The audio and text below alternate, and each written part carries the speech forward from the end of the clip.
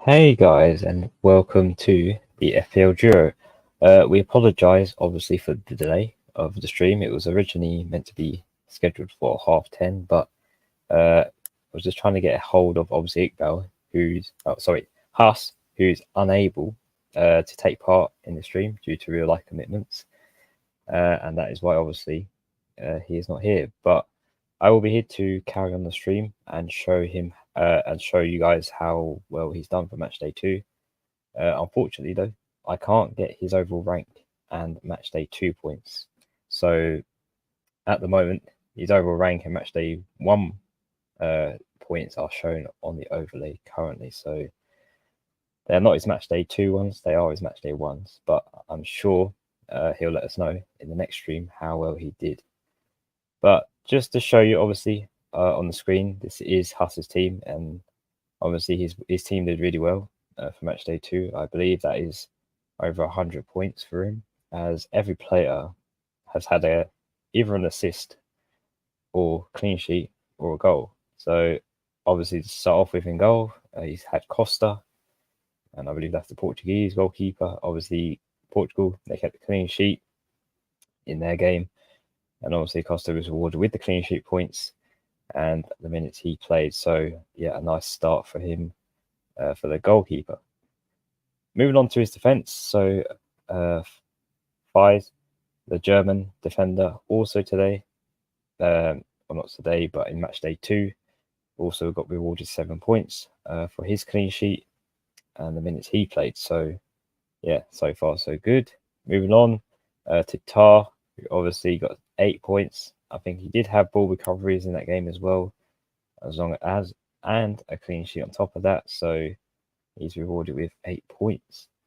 And to finally complete his back three, got Mittelstadt, I believe the German. So he has got a double German defence. Obviously that did pay off massively with 10 points. So a nice double haul right there. Unfortunately, I don't know in particular what those 10 points were, but obviously the minutes he played and the clean sheet. But I'm assuming it is ball recoveries as well to add on top of that. So yeah, a run of 3 out of 3 returns for Huss's back three. Moving on to his midfield. So we've got Bruno Fernandes, who obviously played earlier today in that Portugal game. He got 8 points. A lovely assist from Ronaldo, very generous. Ronaldo could have taken that himself, but he gave it to his partner alongside him, and obviously Bruno Fernandes finished that off and put it in the back of the net.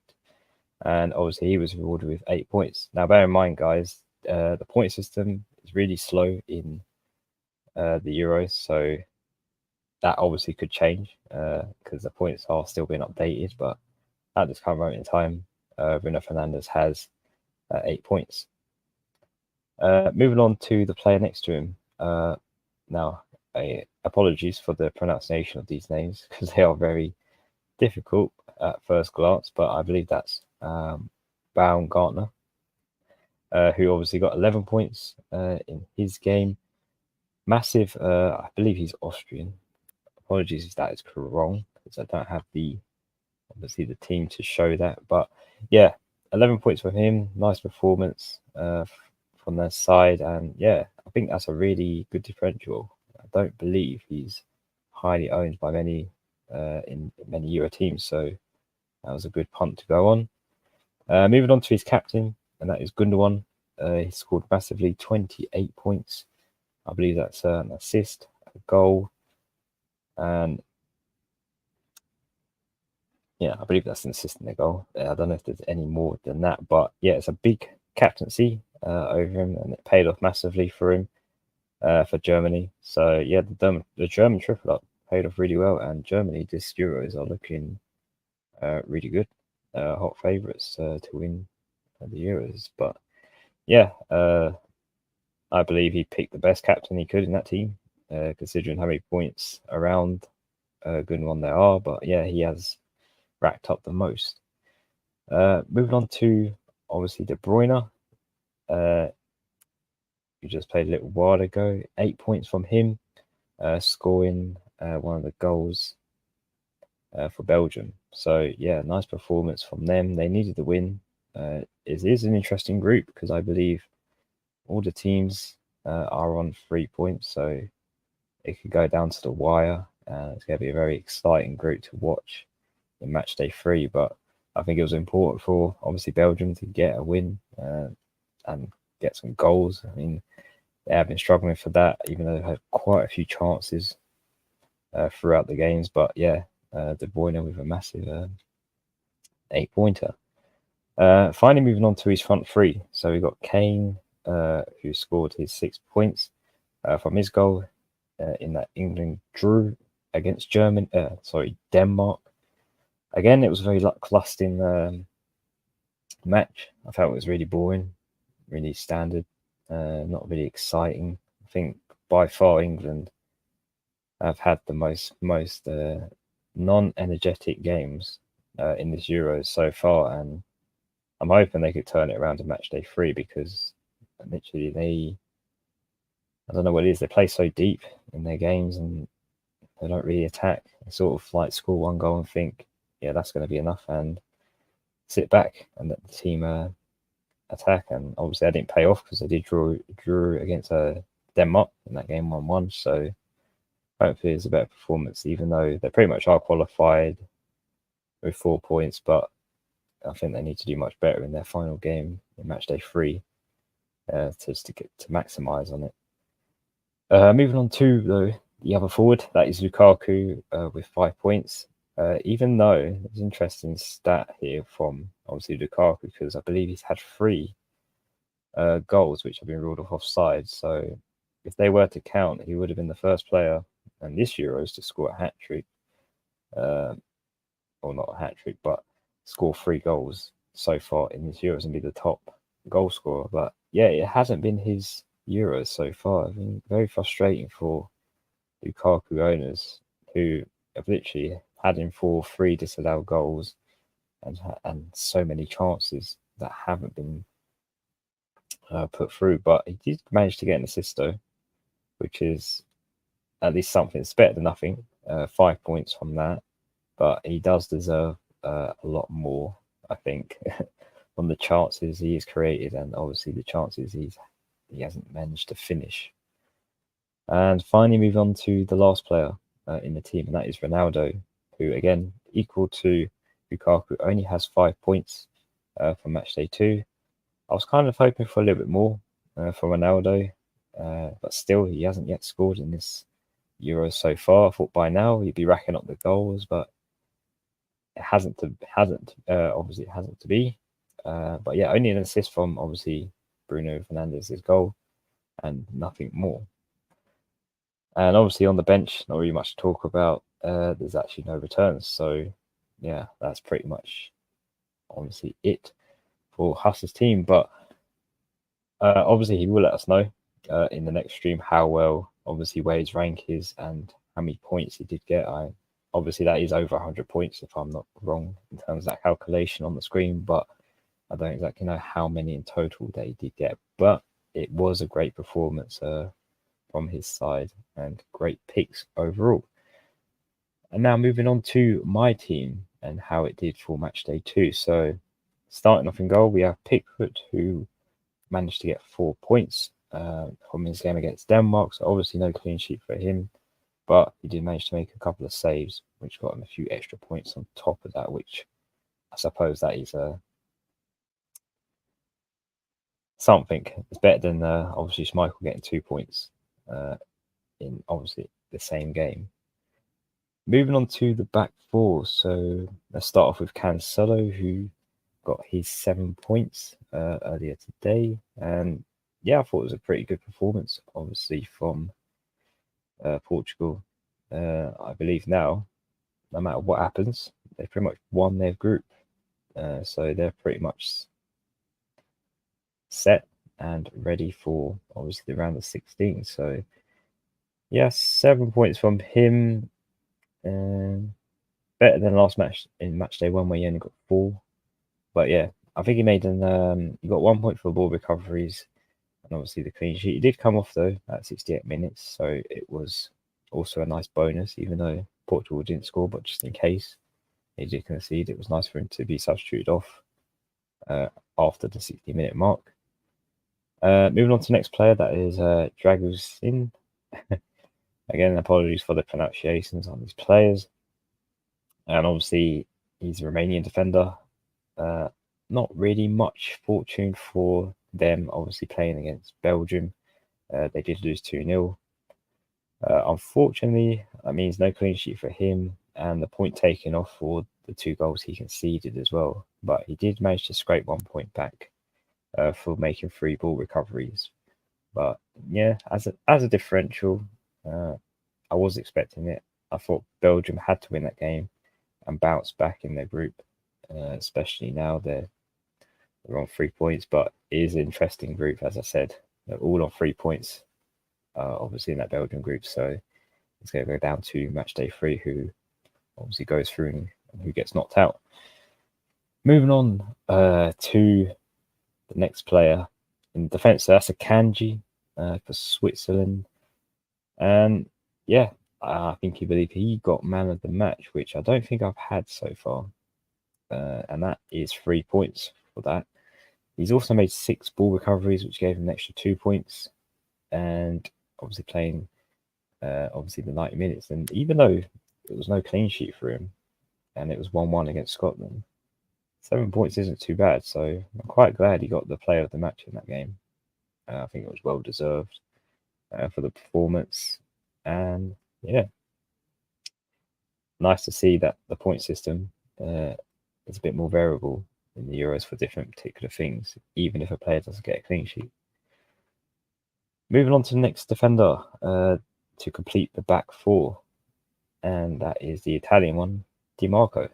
And he only managed to get 4 points for my team, playing against obviously Spain and losing 1-0 during that game. But yeah, quite cagey match. Still exciting though, even though it was just 1 goal in that game. He did make 8 ball recoveries though, so that does mean that's an extra 2 points.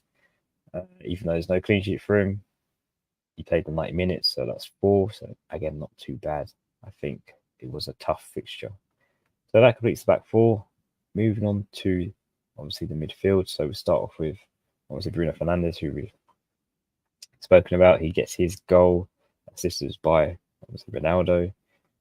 And yeah, I feel like because Portugal are now pretty much safe and won their group, they are pretty much through to the round of 16. So I think there'll be a lot of rotation in that Portugal side going forward into match day 3, where they go against Georgia, I believe. So have a look out for that, especially if you have triple Portugal assets like me.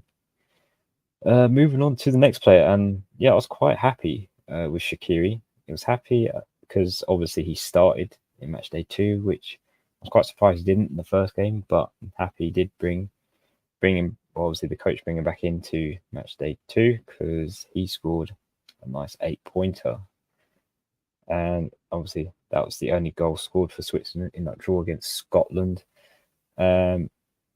Also, he also got a 1 point for scoring the goal outside the box, which I didn't realise was in the point system. So that's an added bonus on top of that. So yeah, quite happy with Shaqiri.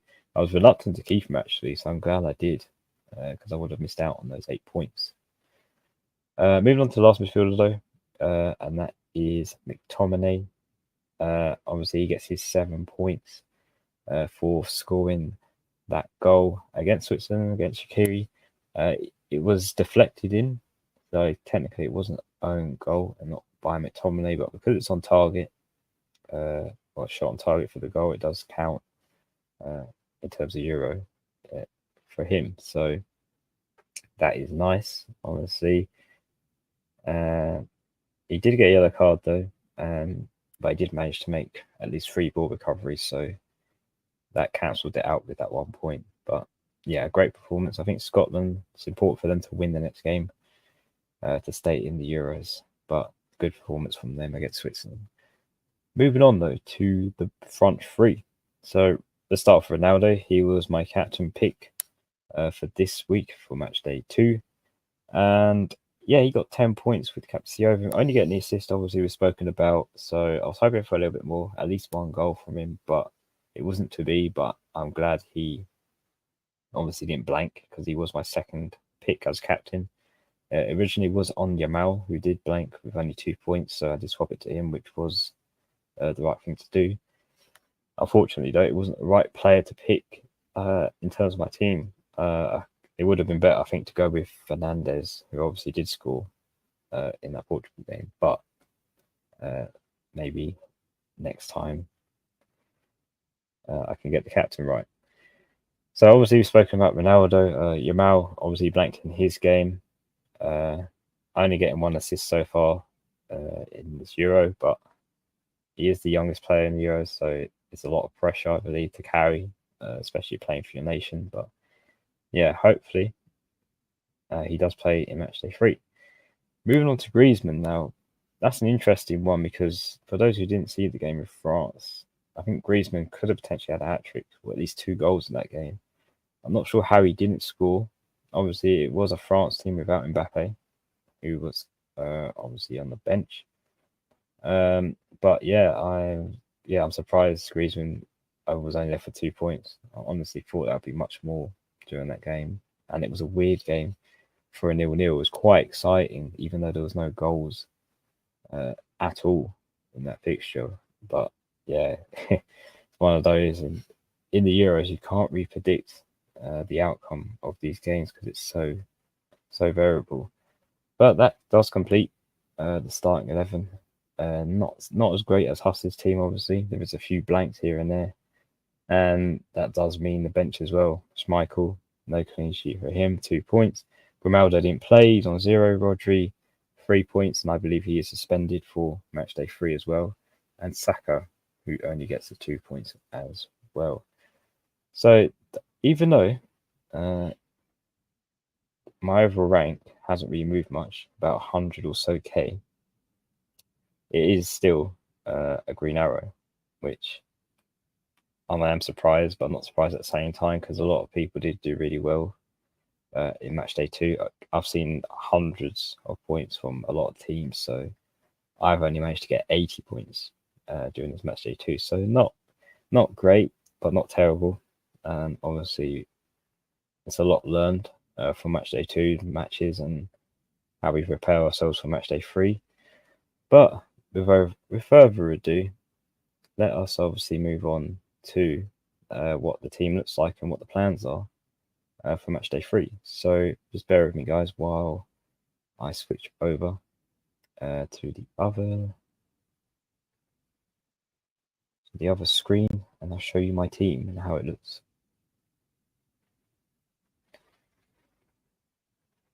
And there we go. So this is how my current team looks at the moment for Matchday 3. So obviously there is a few changes that I haven't made, including obviously Rodri, who's suspended against Albania, so he won't be featured in that game. But I do believe Spain and Portugal are in really good positions because they've pretty much won their groups. So I feel like there is going to be a lot of rotation between those two teams. I think the rest of them, though, in other groups, there is a lot of contention between who gets the top spot. But I believe, obviously, Portugal and Spain, there is going to be a difference in their squads going forward in their last groups matches. But yeah, just briefly through the 3 forwards I've gone with so far is Yamal, Ronaldo, and Griezmann. Midfield 4, we got obviously Rodri, McTominay, Saka, and Shaqiri, and the back 3 currently is Akanji, Dragusin, and Cancelo, with the goalkeeper being Pickford. As backups on the bench, we've got Schmeichel, Fernandez, Di Marco, and Grimaldo. Now the plan is, I believe we still have obviously 2 free transfers for obviously these group stages. But the transfer plans I am thinking to do is, I think I'm going to take Ronaldo out because obviously I do see rotation. There's no doubt about that. There's no need to play your best players now for that group because Portugal pretty much won it. So that's a more of all the reason to obviously bench them and obviously play other players in that team because there is a lot of depth in that Portugal team and talent. But the player I want to replace for Ronaldo is his teammate, which is Diego Jota. And obviously he does have a nice fixture against Georgia.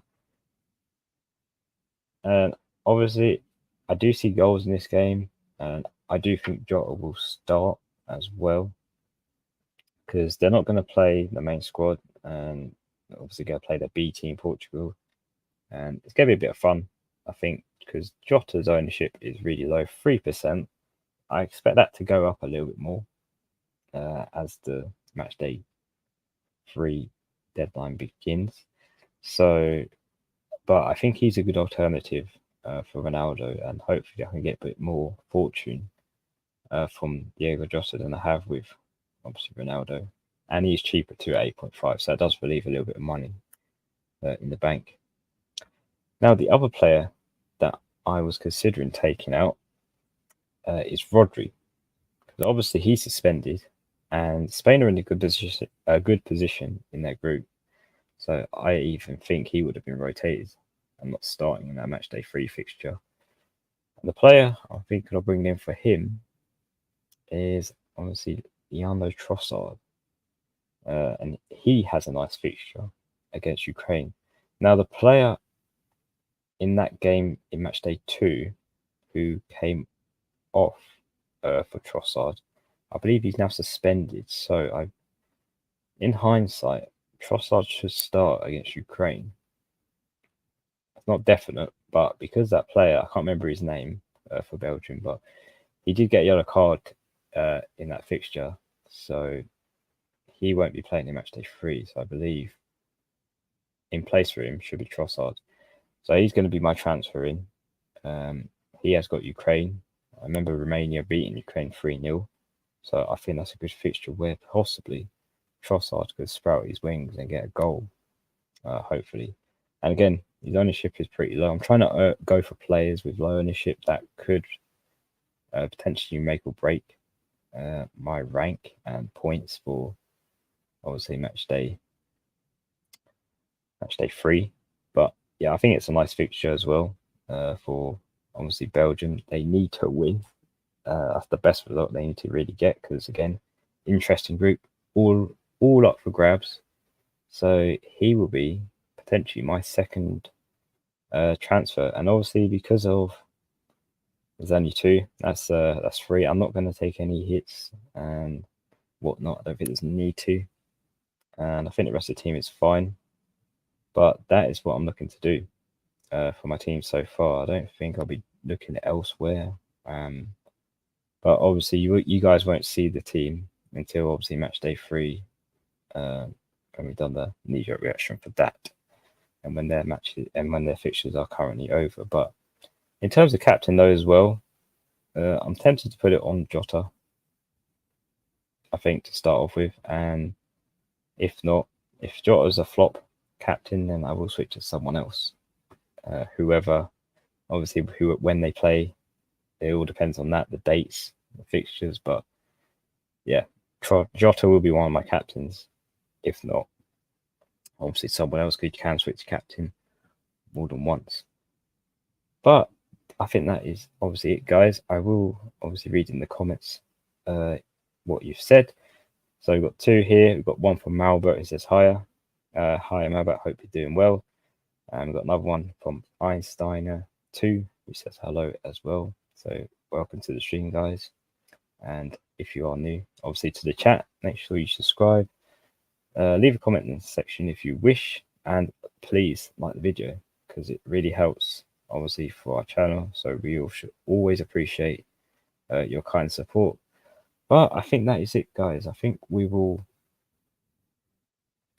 before I wrap it up, one more comment from Einsteiner 2. Do you save your Limitless? Yeah, I think I'm going to save it for one more, obviously, match day 3. I think I'm going to save it for after that when it comes to the round of 16. I think that's when I'll be using my limitless and wild cards. I think after obviously the group stages are done, I think we're going to try and roll with it and use it later on, where it's more interesting. But I think the team at the moment doesn't really need it. But if it did, then I probably would use the limitless. But I think I can get away with it for match day 3. And yeah, obviously you do agree with that point. So yeah, obviously thank you for that question either way. But yeah, I think we will obviously wrap it up here, guys. Thank you obviously for watching the stream. Apologies for the delay again as well, because it was unsure when we're going to stream. But obviously we do try our best to make it on in time. But until next time, guys, obviously I don't have the time or the date of when obviously we'll stream next, because match day 3 fixtures are still going to be underway, but it will be after all of them are finished. So tune in then, obviously. But until then, take care, enjoy the rest of your weekend, and see you very soon.